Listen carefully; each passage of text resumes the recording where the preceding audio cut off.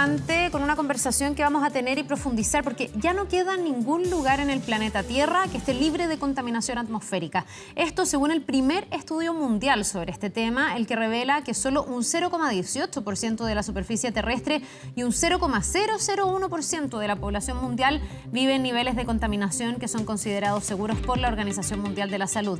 Vamos a conversar acerca de este complejo escenario. Estamos junto a Gustavo Chiang, él es académico, investigador del Centro de Investigación para la Sustentabilidad de la Universidad Andrés Bello. Muchísimas gracias, Gustavo, por estar con nosotros y bienvenido. Hola, buenos días, Carla. Gracias por la invitación. Lo primero que te quiero preguntar es por la relevancia de este estudio, porque según lo que estuve leyendo, nunca se había podido medir de esta manera y con esta envergadura lo que pasa respecto de la contaminación atmosférica en nuestro planeta. Claro, o sea, en primer lugar está una contaminación que este estudio mide el material particulado, que es material particulado que puede entrar vía respiratoria precisamente y a los alvéolos y producir daños. ¿Ya? Este tipo de aproximaciones son sumamente necesarias porque tenemos que tener en consideración también la equidad y la justicia un poco ambiental de que tanto se ha hablado también en la última década, ¿cierto? El norte versus el sur, que tienen menos industrialización, ¿ya? Pero a pesar de eso, que la masa atmosférica reparte casi en forma global todos los contaminantes que se están emitiendo. Ya, y esto en el fondo es también porque esa contaminación se va trasladando. Nadie podría decir que afecta solo a aquellos que producen la contaminación. Finalmente es un problema que atañe a todo el mundo. Por supuesto. Por supuesto, o sea, los países que tienen mayor emisión en este momento, que está muy asociado también a las emisiones de CO2 y con el calentamiento global, son los que están produciendo esta exposición a nivel global del material particulado. Y lamentablemente el material particulado no es el único problema, sino que todos los otros contaminantes que pueden estar absorbidos a las partículas que están ahí y pueden ingresar vía respiratoria también directamente a nuestro torrente sanguíneo. Claro, estaba viendo también que han cambiado como a lo mejor la evolución de los países. Hay algunos que han logrado disminuir sus niveles de contaminación, sobre todo porque tienen menos episodios críticos, pero hay otros que lo han ido aumentando, entre ellos esta parte del mundo. En los últimos 20 años, Europa y América del Norte han logrado reducir sus niveles de contaminación, pero Asia, Australia, Nueva Zelanda, que son países tremendamente desarrollados, América Latina y el Caribe, han aumentado. ¿Por qué este contraste? ¿Es que han hecho mejor las cosas en Europa y en América del Norte y en estos otros países se han hecho peor las cosas? ¿Es que los flujos de los vientos, la forma en cómo se desempeña en el fondo el planeta Tierra va trasladando y no depende tanto de la acción de cada país? A ver si nos puedes explicar la evolución. Yo creo que no hay un solo factor que pueda afectar esto, Carla. Por una parte, como dices tú, Europa, Norteamérica tiene una historia de industrialización mucho más larga que el resto del planeta y por lo tanto han tenido mucho más tiempo de adecuarse y adecuar su tecnología también a una tecnología un poco más verde, que emita menos. Por lo tanto, localmente y regionalmente tienen menores emisiones y han podido disminuir este material particulado. No así, por ejemplo, el estudio, como lo dice, en África o en el sudeste asiático, que han tenido una segunda revolución industrial y han tenido mayores necesidades también económicas y de desarrollo industrial. Por lo tanto, había una mayor presión también sobre el medio ambiente. Y por lo tanto, en los últimos 20, 30 años, también la mayor emisión que ocurre a la atmósfera de este tipo de contaminantes. Claro, me extraña lo que pasa, por ejemplo, con Australia o Nueva Zelanda. Porque te decía, son países que efectivamente son muy desarrollados, sí, pero que sí han ido subiendo sus niveles de contaminación. ¿Hay una explicación para eso? Bueno, la mayor parte de la industria también en Nueva Zelanda, en Australia, tiene que ver con la extracción minera o también con termoeléctrica, ¿ya? Otro contaminante, por ejemplo, te lo llevo más lo que estamos analizando en los últimos 5 años nosotros en el laboratorio, tiene que ver, por ejemplo, con mercurio y todas las masas de aire en el hemisferio sur que vienen precisamente desde la zona oeste, desde los vientos del oeste. ¿Ya? Y una de las hipótesis que estamos manejando es que en los últimos 20, 30 años ha aumentado o triplicado la cantidad de mercurio en las costas de Chile, precisamente debido o asociado a la industrialización del sudeste asiático, de Nueva Zelanda y de Australia. Que puede ser una de las causas en que estamos teniendo esta mayor emisión y esta mayor exposición a este tipo de contaminantes. ¿Cuál es la radiografía para nuestro país? Porque en Chile hace mucho rato venimos hablando de la contaminación Hubo una época en que estábamos muy atentos, creo yo, a la contaminación diaria, a estas partículas PM2.5 que sabemos que entran al torrente respiratorio, sanguíneo, que nos hacen mal, que nos acortan la vida. Pero en el último tiempo, no sé si tú estás de acuerdo, Gustavo, como que se nos ha olvidado un poco el tema y tenemos ciudades que están en los topes en el mundo de las más contaminadas, pero da la impresión de que nos hemos acostumbrado como a convivir con esto. No sé cuál es el diagnóstico que tú haces respecto de este tema en nuestro país. Bueno, yo creo que se ha naturalizado un poco o realmente hay otras problemáticas que se han tomado la agenda también. ¿Ya? La problemática sigue aquí, lo vivimos hace un mes atrás con los incendios también, 600 kilómetros al sur de Santiago, precisamente donde estamos ahora, teníamos incendios, pero nos llegó toda esta gran masa de material particulado y la nube de humo a la región metropolitana. Y yo creo que hay que actualizar un poco también la forma en que estamos midiendo y tener una red mucho más amplia de sensores y monitoreo.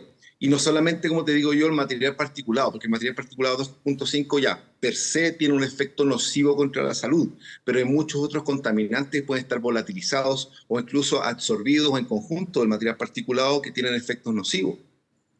Al final nos estamos enfermando nosotros y se está enfermando el planeta, digamos. Aquí hay un nexo, me imagino, directo entre el calentamiento global y todos estos contaminantes que finalmente están circulando en nuestra atmósfera, ¿no? Ahí hay una de las grandes fuentes del cambio climático. Efectivamente, y no solamente el CO2 como gas de efecto invernadero, metano y un montón de otros gases que están dando vuelta, que tienen efecto a nivel de calentamiento global o cambio climático, esta crisis climática que tenemos. Sino que muchos de los contaminantes que están en el aire, ya sea metales pesados o contaminantes orgánicos persistentes, tienden a seguir el mismo ciclo del carbono, es decir, se pueden volatilizar, migran a través de las masas de aire, pero también se precipitan por valga la redundancia, la precipitación, la lluvia, ya sea líquida o sólida, y pueden llegar a las masas de agua que estamos tomando día a día o que estamos usando para el regadío, para la agricultura, para un montón de otras actividades. ¿Hay algo que se puede hacer? Porque ha habido a nivel mundial acuerdos, tratados, algunos que se han cumplido más que otros, algunos que han tenido retiros de países importantes para tratar de contener el cambio climático, para tratar de comprometer a las grandes potencias, sobre todo, a contaminar menos.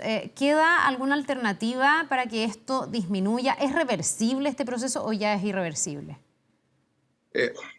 Veo difícil que sea reversible, puede ser mitigable. Podemos ponerle un parelé, como me decía mi abuelo, y tratar de disminuir los efectos que tiene el efecto climático, los efectos. El monitoreo constante es necesario. La evidencia científica que se ha levantado con respecto a esta problemática y un montón de otras problemáticas de contaminación, ya sea atmosférica, acuática, terrestre, es relevante. Lo que tenemos que hacer ahora es también, y responsabilidad de nosotros como investigadores, es poder llevar esta evidencia a los tomadores de decisiones. Es decir, esto es necesario cambiarlo también. Y que la gente un poco también pueda presionar. Hay que democratizar también la información que se está levantando de tal manera que la gente común y corriente, la gente que no está haciendo investigación, pueda tener una mejor decisión, una mejor presión sobre sus legisladores a nivel comunal, regional, Cámara de Diputados, senadores, etcétera, y poder decirle, oye, tenemos esta problemática, para nosotros esto es importante porque afecta a salud, ¿ya? Afecta a educación. Hace una semana atrás con un estudiante de doctorado revisábamos incluso otro estudio acerca de los pesticidas y el uso de pesticidas en Costa Rica, que es de Costa Rica, 20 años de información y han demostrado que mientras más lejos de las plantaciones de plátano en Costa Rica, donde se usan los pesticidas, el coeficiente intelectual de los niños aumenta. ¿Ya? Y la falla escolar disminuye, es decir, tiene un mejor rendimiento escolar. Yeah. Esto es evidencia, 20 años en Costa Rica solamente, de que el uso de pesticidas tiene un efecto crónico sobre no solamente la salud, vida, muerte, sino que también el desarrollo neurológico y educacional de la gente que está viviendo alrededor. Tremendo. Me quiero quedar, sí, con la contaminación que fue estudiada y medida en esta investigación, que es la contaminación atmosférica con estas partículas 2.5, que son las que entran a nuestro organismo y que son finalmente las que respiramos, en lo que siempre decimos es el smog. ¿Cuáles son las principales fuentes de esa contaminación que tal vez son, no sé, las teclas que hay que apretar para tratar de disminuirlas. ¿Son los autos, son las industrias? ¿Dónde está el mayor problema hoy día para Chile y para el mundo? Bueno, los estudios que han relevado que, por lo menos en Santiago, la principal fuente son los autos. ¿Más que las Son los autos industrias? ¿O y que las las termoeléctricas, chimeneas? ambas dos. Sí, porque es el volumen de vehículos y el volumen de combustible que se está quemando todo el día. Y además los autos son una fuente móvil de este tipo de Claro. contaminantes. No están en un solo lugar. Entonces pueden estar esparciéndoles, son un vector de este tipo de contaminantes. Gustavo, y ahí la electromovilidad me imagino que es una de las grandes esperanzas para que esto se mitigue. Tú me decías, no sé si será reversible, pero sí al menos mitigarlo. La electromovilidad, y Chile se ha puesto metas en este sentido, es una reducción importante de las fuentes de contaminación, entonces. Por supuesto que sí, pero ahí hay que balancearlo también porque la producción de las baterías tiene un efecto y tiene una huella de carbono, una huella de agua sumamente alta. Entonces hay que mezclar la electromovilidad, pero junto con el transporte público. Disminuir la cantidad de autos que haya en Santiago, hacerla mucho más, a lo mejor, amigable a la bicicleta, mayor cantidad de transporte público que sea eléctrico y no a combustión. Entonces, la mezcla de esto, y como te decía en un principio, no es unifactorial, son muchos factores que hay que considerar para poder disminuir esta carga de material particulado también. Ya, y ahí entonces hay una mezcla entre lo que se puede hacer a nivel de tecnología, de política pública y del hábito que tenga cada uno de nosotros y la forma en que cada uno de nosotros enfrente también estos niveles altísimos de contaminación que, como decíamos, están enfermando a la tierra, pero también nos están enfermando a nosotros. No se puede como naturalizar finalmente. No, para nada. Para nada. Hay que tener conciencia en el fondo que todo esto es cíclico, no es unidireccional. Todo lo que nosotros emitimos al medio ambiente termina llegando a nosotros mismos. Y a nivel de industria, ¿qué es lo que queda por hacer? Como yo decía, las grandes potencias aquí seguramente son las que más incidencia tienen. Ha costado mucho que se cumplan los tratados, que las metas que se ponen sean realmente ambiciosas. Hay metas que están sobre la mesa que ya para muchos se quedan muy cortas respecto de la realidad. Eso como con la mirada global y después en un país como Chile, que es un país mucho más pequeño, que a lo mejor no es un gran tomador de decisiones a nivel mundial, pero sí en lo local, ¿qué se puede hacer desde la industria? Bueno, como tú dices, hay que tener una mirada global de la problemática, pero atacar de manera local, atacar de manera regional lo que está ocurriendo aquí. La transición a energías limpias, por decirlo así de alguna manera, es algo que tenemos que llevar a cabo, ¿ya? Y energías limpias también que tengan un impacto positivo sobre el medio ambiente, no que tengan un impacto negativo. Es decir, podemos hablar de energías limpias, por ejemplo, represas hidroeléctricas, pero resulta que el impacto que tiene sobre los cuerpos de agua, de agua dulce también es muy potente. Entonces, hay que tener una mezcla aquí de, a lo mejor, energía solar a nivel de hogar, que puedan aportar al sistema interconectado, que ayuden a disminuir la carga sobre termoeléctricas y tener un mayor esfuerzo, sobre todo político, de disminuir y de cerrar las termoeléctricas que están y cambiar la matriz energética. Bien, pues es un temazo, ¿ah? Y qué bueno que se hagan estos estudios y que ya se empiece a cuantificar, a demostrar empíricamente para que se haga lo que tú dices, llevar este insumo a los tomadores de decisiones y que finalmente también las políticas se vayan orientando a reducir estos niveles que no se pueden naturalizar. Gustavo Chiang, académico, investigador del Centro de Investigación para la Sustentabilidad de la Universidad Andrés Bello, muchísimas gracias por habernos acompañado esta mañana. Gracias, Carla. Que te vaya muy bien. Nos vemos. Ahora.